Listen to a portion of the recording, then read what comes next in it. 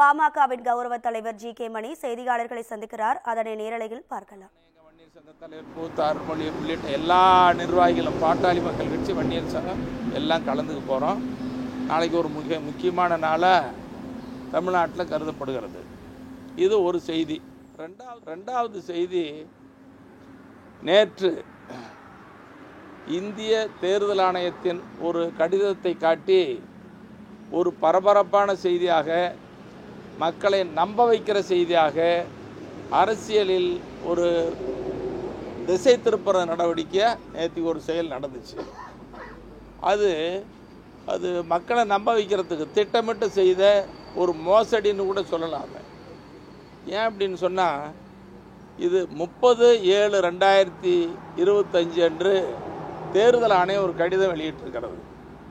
அந்த கடிதத்தில் சொல்லப்பட்டது, பீகார், தமிழ்நாடு, புதுச்சேரி மாநிலங்களுக்கு பாட்டாளி மக்கள் கட்சிக்கு மாம்பழம் சின்னம் அப்படின்னு அந்த கடிதத்தில் இருக்குது. கடிதத்தினுடைய முகவரி பாட்டாளி தலைவர், பாட்டாளி மக்கள் கட்சி, எண் 10, திலக் தெரு, தி நகர், சென்னை 17ன்னு இருக்குது. இந்த செய்தி, இந்த முகவரி மாற்றம் செய்தி என்பது மருத்துவரையாவுக்கும் பாட்டாளி மக்கள் கட்சியாரால் மிகப்பெரிய அதிர்ச்சியை உண்டாக்கியிருக்குது. ஏன்னா, பாட்டாளி மக்கள் கட்சிக்கு நிரந்தரமான முகவரி சென்னையில் தலைமை அலுவலகம் 63 நாட்டுமுத்து நாயக்கன் தெரு, தேனாம்பேட்டை, சென்னை. இதுதான் பாட்டாளி மக்கள் கட்சிக்கு நிரந்தரமான முகவரி.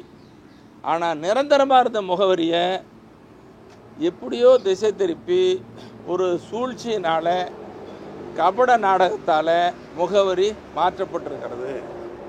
அந்த முகவரி மாற்றப்பட்டதே மோசடி செய்தி. இப்போ நிரந்தரமான முகவரி எப்படி மாற்றப்படணும்?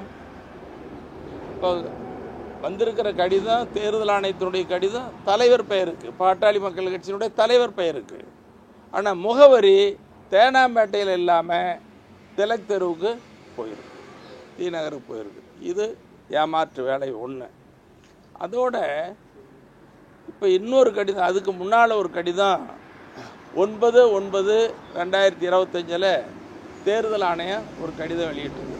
அந்த கடிதத்தில் என்ன அப்படின்னு சொன்னால், பாட்டாளி மக்கள் கட்சி